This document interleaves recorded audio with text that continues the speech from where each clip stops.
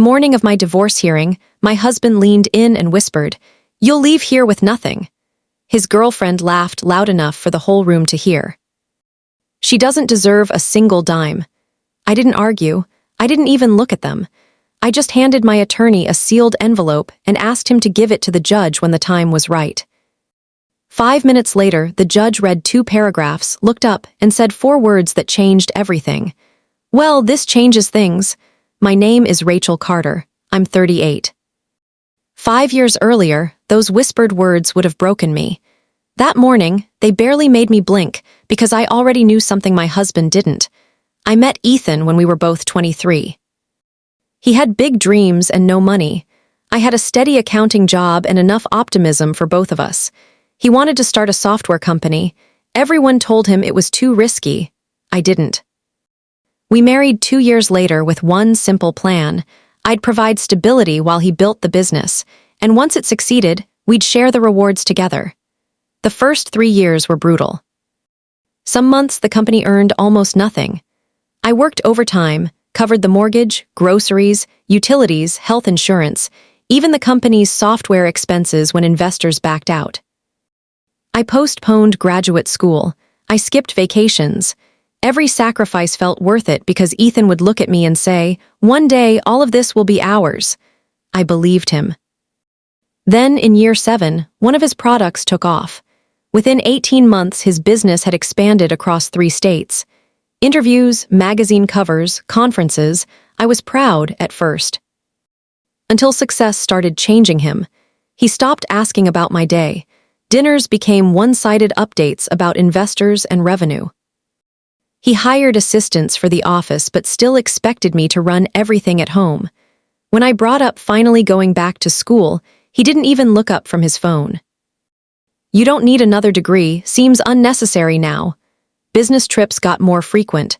Weekend plans kept getting canceled. Every concern I raised got the same response: "You're overthinking." "It's just work." I wanted to believe him until I found hotel reservations that didn't match any conference on his calendar. I didn't accuse him, I just started paying attention. Phone calls taken outside. Messages deleted the second they arrived. New passwords on devices that had never needed them. Then one afternoon I overheard him on the phone. "I'll handle the divorce soon. I just need everything positioned first."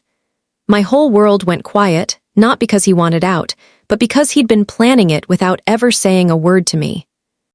I didn't cry that night. I sat alone until sunrise, and by morning I'd made a decision. If the marriage was already over in his mind, I wasn't going to beg. I hired a divorce attorney, Linda Morales. When I opened the folder of documentation, I'd brought bank statements, tax returns, emails, receipts going back over a decade. She looked genuinely stunned. "You've kept all of this." I told her paperwork tells the truth. Word got back to me that Ethan was already telling people how the divorce would end. "She'll never touch a penny of his company." He built everything himself. I just thanked people for letting me know. I never argued. The truth didn't need me to shout. The morning of the hearing, Linda asked if I was ready. "I'm done fighting," I told her. "I'm ready for the truth." Ethan walked in wearing an expensive tailored suit, his girlfriend seated confidently in the gallery. He leaned toward me. "You should have settled when I offered." I said nothing. As the judge took his seat, I pulled the sealed envelope from my briefcase and quietly handed it to Linda. "Give this to the judge when the time is right." Ethan's attorney went first. "Mr. Carter built his business through his own vision and hard work. Mrs. Carter made no meaningful contribution to its creation or growth. We ask the court to recognize the business as his separate achievement." Ethan nodded, glanced at me with that same smile he used to wear when he promised we'd build our future together. Now it carried no warmth at all. The judge turned to Linda. She didn't argue and didn't accuse anyone of lying. She simply walked the envelope to the clerk's desk. A chronological summary of documented financial support already included in discovery. The judge opened it and began to read. The courtroom went still. It wasn't emotional. It was just dates. March 2011. Rachel withdrew $28,000 from personal savings to cover payroll after investor funding was delayed. September 2012, Rachel refinanced her vehicle to free up household income for the business. February 2013, Rachel postponed graduate school to keep working full-time while Ethan focused entirely on the company. Then came the emails. One from Ethan himself. "I couldn't have kept the company alive without you. Someday everything we build will belong to both of us." Another, "Thank you for covering the mortgage again. I promise this won't be forgotten." The judge looked up. "Mr. Carter, you testified the business was entirely self-funded after its first year." "That's correct." The judge lifted a document. "Then explain this $28,000 deposit into the operating account, the same amount, the same day, as a withdrawal from Mrs. Carter's personal savings." Ethan's attorney went pale. "You also stated household expenses were independently managed, yet these records show Mrs. Carter paid the mortgage, insurance, and health care for nearly 4 years while the business operated at a loss." Ethan had no answer. His attorney asked for a recess. The judge finished reading, set the timeline down, and looked at me. "Mrs. Carter, thank you." Then, to both sides, "This isn't an emotional argument, it's a factual one. The court is ordering a full financial review before any determination on asset division is made." Ethan's smile was gone. His girlfriend stared at the floor. 3 weeks later, we reconvened. The court's financial team had gone through everything: bank statements, tax filings, corporate records, email archives. I hadn't spent those weeks celebrating.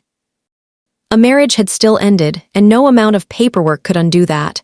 When I walked back in, Ethan looked different. Same tailored suit, but the certainty was gone from his eyes. The judge read the findings.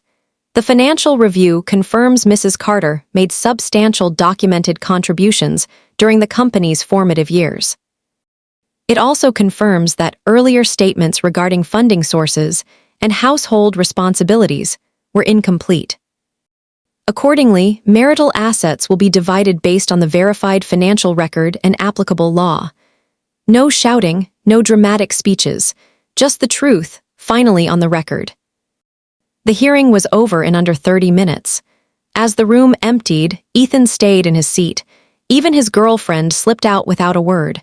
For the first time in years, it was just the two of us. "Rachel," he said, quieter than I'd ever heard him. "I was wrong.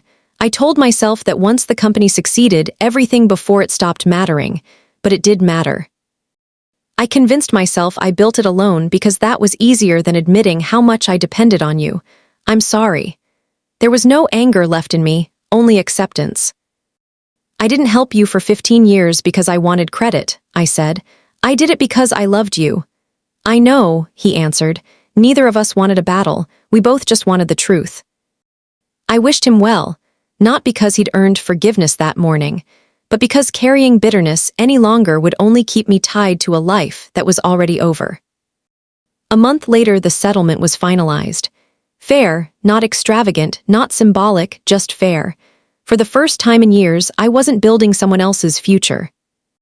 Instead of a bigger house or a vacation, I invested in something I'd postponed for 15 years.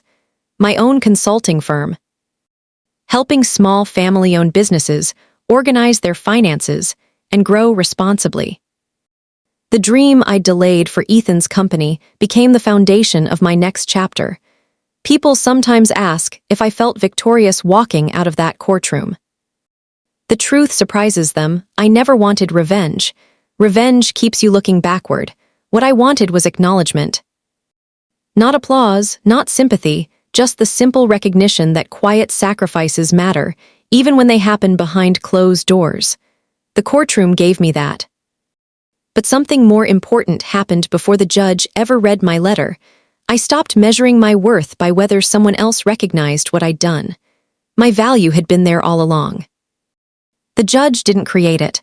The documents didn't create it. They only revealed what had always been true.